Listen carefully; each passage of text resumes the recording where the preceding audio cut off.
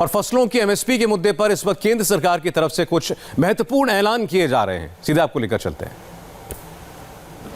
And further aggravates their conduct as far as violating the norms of the House is concerned. इसलिए कल और आज के विषय को थोड़ा विस्तार से आपके विचार और आपके माध्यम से देश को बताने की जरूरत है। संसदीय कार्य मंत्री माननीय प्रहलाद जोशी जी बैठे हैं। ये जो एग्रीकल्चर रिफॉर्म का बिल था, इसके बारे में संसदीय कार्य मंत्री हर दल से बात करते हैं और ये समझदारी थी कि कल इस बिल को पास कराना है। उन्होंने भी कहा था सुबह 9:30 बजे से लेकर 1 बजे तक बहस चली, पूरे देश ने देखा। हर पार्टी ने अपनी बात कही और विपक्ष के लोगों ने तो हमारी सरकार पर कैसे आरोप लगाए इसको हम दोहरा भी नहीं सकते। शांति से बहस चली। 1 बजे जब हाउस का समय हुआ तो माननीय संसदीय कार्य मंत्री का आग्रह था कि हाउस चूंकि 1 बजे तक है तो बिल के पास होने तक इस हाउस को एक्सटेंड कर दें। This is a normal practice in the parliament. This is a normal practice not from today but from the time the parliament was established. आपने देखा होगा अभी इस सत्र में भी लोकसभा में कितनी बार हुआ है कि हाउस के काम पूरा होने तक, बिल के होने तक हाउस को बढ़ा देते हैं। राज्यसभा में हुआ है। कल जैसे ही ये बात कही गई उसका विरोध शुरू हो गया। आप एक बात ध्यान रखिए कि एक सेंस ऑफ द हाउस होता है। आप सभी अनुभवी लोग हैं। सेंस ऑफ द हाउस का मतलब होता है, एक मोटे रूप से क्या है, उसमें कोई वोटिंग नहीं होती है। सेंस ऑफ द हाउस में a sense of the house is not gathered by majority and minority. उसके बाद वो लोग आ गए वेल के अंदर और उन लोगों ने हंगामा करना शुरू किया। तब तक मंत्री जी का पूरा आदेश हो गया, बहस पूरी हो गई। उसके बाद की 2 घटनाक्रम को याद करना बहुत जरूरी है। डिप्टी चेयरपर्सन ने कहा कि आपका मोशन है कि इसको सेलेक्ट कमेटी में भेजना है, मुझे इस मोशन को टेकअप करना है, आप कृपया करके अपनी सीट पर जाइए। अगर आपको वोटिंग करना है तो आपको मालूम ही है कि वोटिंग के लिए अपनी सीट पर जाना जरूरी है। कुछ लोग ऊपर बैठते हैं, बाकी है। ये हमारे पास हाउस की कल की प्रोसीडिंग है। 13 बार उपसभापति माननीय हरिवंश जी ने आग्रह किया आप अपनी सीट पर जाएं। I want to repeat 13 times, it's a matter of record, 13 times the honorable deputy chairperson requested you please go back on your seat. वो नहीं गए तो आप अपनी सीट पर जाएंगे नहीं तो वोटिंग कहां से होगा, जो कह रहे हैं। और उसके बाद क्या किया इन्होंने कि जब उन्होंने कॉल किया अपनी सीट पर जाइए तो वो आगे की कार्रवाई के लिए आगे बढ़े। तो आपने देखा होगा संसद के इतिहास में कल का दिन सबसे शर्मनाक दिन था। माइक तोड़ी गई, माइक का तार निकाल दिया गया और ऐसे लोग जो अपने पार्टी के दल के नेता हैं उन्होंने रूल बुक फाड़ दिया। ऐसे सज्जन जो 10 साल तक यूपीए के मंत्री रहे वो पोडियम पर आ गए और लगा कि डिप्टी चेयरपर्सन पर तो अब अटैक ही होगा। अगर मार्शल नहीं बचाते तो ये सारे वीडियो फुटेज में हैं, उपसभापति के ऊपर फिजिकल चोट की भी आशंका क्लियर थी। There is enough visual evidence available that if the marshals would not have protected the vice chairperson, deputy chairperson, Shri Harivansh ji, he would have been nearly physically assaulted at to what was happening just by his side on the podium. और कई तो MPs ने जो उनका कागज होता है जो वो कॉल करते हैं कैसे कैसे वोटिंग, उसको उठा के फाड़ दिया. कुछ लोग टेबल पर चढ़ गए, आपने देखा है. मैं किसी का नाम नहीं लूंगा, ये सब आपके सामने है. Now it is 21st year that I am member of parliament. I have also spent close to 19 years in the Rajya Sabha. So is Piyush ji in his second or third term. Piyush ji? Second term. Joshi ji to fifth term? Fourth term. None of us have witnessed the shameful conduct of supposedly responsible members who have been ministers and who are leaders of their parties in the house. They know the rules, they know the procedure, they know the propriety, yet they behave like this. ऐसे लोग जो अपनी पार्टियों के सदन में नेता हैं, जो मंत्री रहे हैं, लंबा अनुभव है हाउस का, नियम कानून और मर्यादा तीनों जानते हैं, उन्होंने जो कल जो आचरण किया देश ने देखा है, ये शर्मनाक, गैर जिम्मेदारना है और जितनी भर्त्सना की जाए उतना कम है. The conduct of the leaders yesterday is shameful, is irresponsible and the utter disregard of all the norms of probity and propriety of the parliamentary conduct. और फिर मैं कहूंगा, हरिवंश जी वोटिंग के लिए तैयार थे, 13 बार अपील किया, कहा अपनी सीट पे जाइए, नहीं गए. आज का दिन आपने देखा होगा, हाउस की ओर से, सरकार की ओर से एक प्रस्ताव रखा गया. अब मैं आपके सामने रूल 256 पढ़ना चाहता हूं.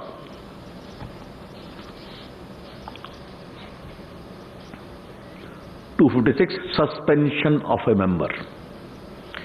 If a member so named by chairman, he shall forthwith put the question on a motion being made, no amendment, adjournment or debate being allowed, that the member be suspended from the service of the council for a period not exceeding the remainder of the session,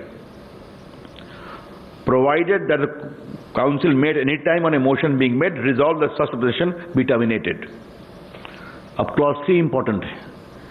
A member suspended under this rule shall forthwith quit the precincts of the council. क्या मतलब है?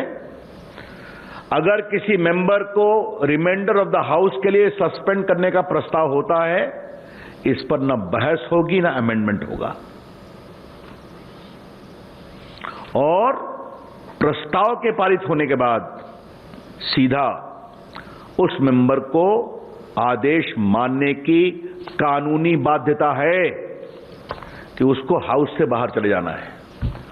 आज क्या हुआ आपने देखा होगा, वो वरिष्ठ लोग हाउस में खड़े हैं, चिल्ला रहे हैं, कह रहे हैं जब तक एलओपी नहीं बोलेंगे हम नहीं जाएंगे. क्या मतलब है इसका?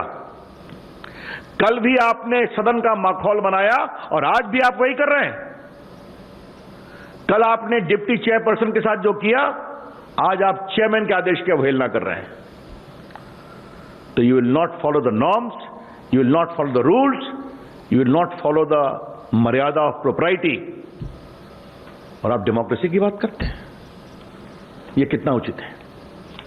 मैं बिल पर बाद में आऊंगा, मैं उनके कंडक्ट की खाली बात कर रहा हूं. इसलिए उनका जो आज का कंडक्ट उन्हें हाउस नहीं चलने दिया, वो और भी गलत है. हमारे पास दर्जनों उदाहरण हैं चेयरपर्सन के निर्णय के संसदीय जीवन में, राज्यसभा में, लोकसभा में. स्वयं 16 में कितने मेंबर्स को सस्पेंड किया गया, हाउस के बाहर किया गया. काफी लोग, आप लोग वरिष्ठ पत्रकार बैठे हैं, आप सभी जानते हैं. लेकिन आज तो बार बार चेयरमैन के द्वारा ये कहे जाने पर कि यू हैव बीन सस्पेंडेड, आप हाउस से बाहर जाएं, उनकी बात भी नहीं मानी गई. कोई भी चेयर पर हो उसकी बात तो माननी पड़ेगी। और राज्यसभा का चेयरपर्सन भारत का उपराष्ट्रपति भी होता है, ये पता है ना, हम तो भी जानते हैं। और 3 बार आज उन्होंने कहा you better withdraw, you better withdraw. और ये तथाकथित वरिष्ठ लोग जो डेमोक्रेसी की बात करते हैं, उनका आचरण कल क्या हुआ है, आज क्या हुआ है, ये आपके सामने स्पष्ट है। और एक बात आज हम आपको बहुत स्पष्ट तरीके से बताना चाहते हैं, हमारे पास राज्यसभा में क्लियर बहुमत है। कल जितने मेंबर्स थे उपस्थित उसमें 110 हमारे साथ क्लियर थे और खिलाफ में सिर्फ 72 थे। Present in the house yesterday, Rajya Sabha. On behalf the government we would like to reiterate, the honorable parliamentary affairs minister is sitting here, that the government had a clear majority yesterday. 110 present members were clearly supporting the bill and only 72 were opposed. Therefore, we have a decisive majority yesterday. कल हमारा बहुत ही प्रामाणिक बहुमत था इस bill पर। Voting होती, आप जाते अपने स्थान पर, हाउस शांत होता, आपकी हार निश्चित थी। तो वो सदन की मर्यादा और सदन की परंपरा के पक्ष में नहीं थे। उनका एजेंडा था कि हम इस हाउस को ये बिल पास ही नहीं करने देंगे।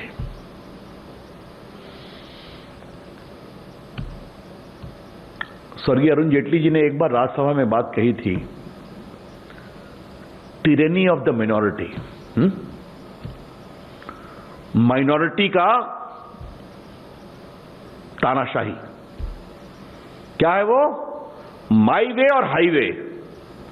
जो हम कहते हैं मानो, वरना हम अपने रास्ते चलेंगे। नियम, कानून, परंपरा, मर्यादा सबकी धज्जियां उड़ाएंगे। लोकतंत्र की बात वो करते हैं। लोकतंत्र का एक शब्द है, लोकशाही लोकलाज से चलती है। लोकतंत्र लोकलाज से चलता है।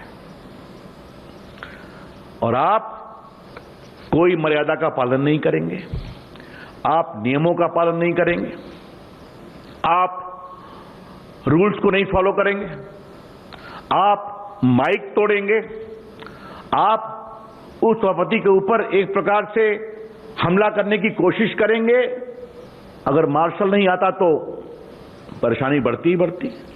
आप मार्शल के ऊपर हमला करेंगे, आप आज उपराष्ट्रपति कम चेयरमैन की बात नहीं मानेंगे और फिर आप लोकतंत्र की दुहाई देंगे। ये तो नहीं चलेगा ना मित्रों। मैं आज के इस बिल के बारे में 2-3 टिप्पणी कर रहे हैं, उसके पहले मुझे एक बात और कहनी है। हरिवंश जी सिर्फ उपसभापति नहीं है, हरिवंश जी इस देश के बहुत माने हुए बुद्धिजीवी हैं, बहुत बड़े लेखक हैं, बहुत बड़े संपादक रहे हैं। मैं उनको जानता हूं, कितने बड़े विद्वान हैं वो। और भारत का नाम उन्होंने भारत में नहीं, दुनिया में भी बहुत स्थापित किया है उपसभापति के रूप में। वो मेरे प्रांत बिहार से एमपी और आते हैं, और हम सबों को बहुत दुख लगा है जिस तरह से उनके साथ शर्मनाक आचरण हुआ है। बिहार के लोग हरिवंश जी का बहुत सम्मान करते हैं और जिस तरह से आपको टीवी पर सब दिखाई पड़ता है, मुझे खबर मिली है और मैं भी बिहार से आता हूं और मैं भी अपने प्रांत के लोगों की भावनाओं के साथ हूं। हरिवंश जी उसी गांव से आते हैं जो लोकनायक जयप्रकाश जी का जन्मस्थान रहा है, और मैं जेपी के आंदोलन का एक सेनानी रहा हूं जब मैं विद्यार्थी परिषद में काम करता था। तो ऐसे विद्वान, ऐसे प्रामाणिक, ऐसे आदरणीय उपसभापति के साथ इस तरह की बदसलूकी की गई यस्टरडे, और कांग्रेस पार्टी और आरजेडी और विपक्ष के लोग उसको के साथ।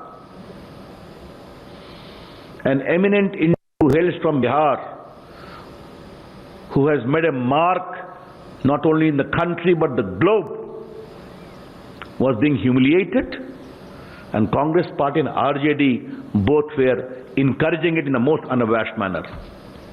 बिहार की जनता इसका जवाब देगी, ये हम कहना चाहते हैं, देश भी देगा। ये नहीं चलेगा कि एक विद्वान व्यक्ति, और मैं आज प्रहलाद जी मुझे आप अनुमति दें, जिस तरह की शालीनता का परिचय दिया हरिवंश जी ने, मैं उसका बहुत अभिनंदन करना चाहता हूं। आप सबने टीवी पर देखा है, एक बार भी न वो घबराए न उत्तेजित हुए। उन्होंने ये भी नहीं कहा कि मार्शल आके हमें बचाओ। बहुत शांत भाव से उन्होंने इतनी बड़े अपने अपमान को सहा है। तो इससे बहुत पीड़ा है और विपक्षी पार्टियों को बिहार में जवाब देना पड़ेगा। मैं साफ साफ कहना चाहता हूं, हम इसे कोई पॉलिटिकल मुद्दा नहीं बनाएंगे, लेकिन बिहार के इतने विद्वान, सपूत, संपादक, पत्रकार, जिनकी इस तरह से बेइज्जती की गई, इससे बिहार के लोग बहुत दुखित हैं। का जवाब देना पड़ेगा आपको। मित्रों, आज तोमर जी का स्टेटमेंट आ गया है, इसलिए मुझे इसमें कुछ नहीं कहना है। लेकिन आज उन लोग की हवा निकल गई है जो 2 दिन से प्रचार कर रहे थे कि एमएसपी खत्म हो जाएगा।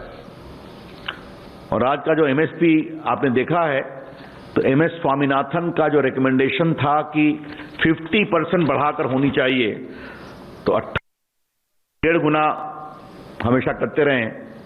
तो आज भी आपने देखा होगा, गेहूं में एमएसपी में 50 रुपीज, चना में 225, मसूर में 300, सरसों में 225, जौ में 75, कुसुम में 112। और खाली एक आंकड़ा आपकी जानकारी के लिए मैं देना चाहता हूं, जो अपने आप में बहुत रोचक है। आज के स्टेटमेंट में भी है कि सौरभ, वो डाई राव में मैं आपको खाली एक चीज बताऊंगा।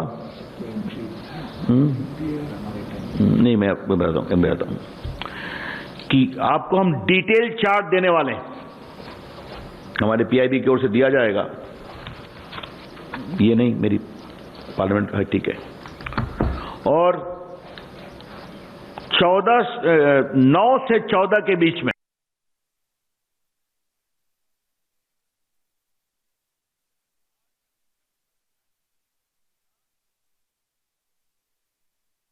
इसके बीच में 76.85 लाख मीट्रिक टन दाल खरीदी गई है।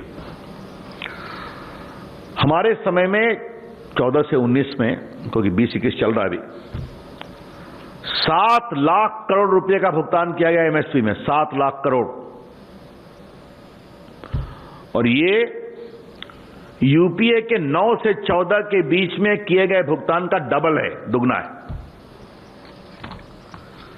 तो ये आपकी जानकारी के लिए, ये मैंने कहा कि आपको मैं बताऊं कि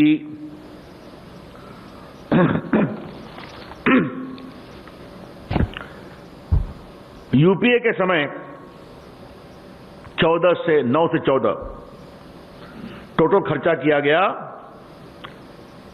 37 लाख 3 लाख, थैंक यू पीयूष, 3,76,359 करोड़, 3,76,359 करोड़। और एनडीए के 14 से 19 में खर्चा किया गया 6,97,645 करोड़, 6,97,645 करोड़। तो मतलब टोटल एमएसपी में भी खर्चा हमने अधिक किया, खरीदा हमने अधिक। और कल तक हल्ला कर रहे थे, आज रब्बी की बुआई शुरू ही हो रही है और हमारा एमएसपी तैयार है। आज हम लोगों ने इकोनॉमिक अफेयर्स को पास किया। मैं इसलिए बोल रहा हूं, मैं उस कमेटी का मेंबर हूं, क्योंकि अब माननीय कृषि मंत्री जी ने सदन में बता दिया। अब थोड़ा कांग्रेस का हाल जान लीजिए, ये जानना बहुत जरूरी है। कांग्रेस के डबल स्टैंडर्ड और हिपोक्रेसी, दोहरे चरित्र को बताना जरूरी है। ये कांग्रेस पार्टी का मैनिफेस्टो है 2019 का। Changes in the APMC Act will be made so that all the foundations on export and interstate trade of agriculture produce are removed. ये कांग्रेस का है कि हम APMC एक्ट में बदलाव करेंगे कि सारा मूवमेंट समाप्त हो जाए। दूसरा, किसान बाजार will be established where farmers can sell their produce without any control. ये कांग्रेस का मैनिफेस्टो है। और तीसरा, we will repeal the essential commodity act. तो अरे कांग्रेस के बंधुओं, आप अपने 2019 के मैनिफेस्टो में इस बात को कहते हो तो ठीक है, और जब हम करें किसानों के हित में, छोटे किसानों के हित में, तो आप टेबल पर खड़े हो जाओगे, माइक तोड़ोगे और डिप्टी चेयरपर्सन के ऊपर हमला करोगे। ऐसा कैसे चलेगा भाई? ये क्यों होना चाहिए? दूसरा, कॉन्ट्रैक्ट फार्मिंग हरियाणा में 2007 में आ गया। पीयूष जी किसकी सरकार थी जानते हैं? कांग्रेस की सरकार थी। कर्नाटका में 2003 में आ गया। 2003 में किसकी सरकार थी कर्नाटका में? कांग्रेस की सरकार थी। महाराष्ट्र में 2006 में आया, मध्य प्रदेश में 2003 में आया। Punjab, Tamil Nadu, Orissa all have separate contract farming regulations. और फिलहाल वक्त हो गया है क्रिकेट धमाका का। सिर्फ 70 सेकंड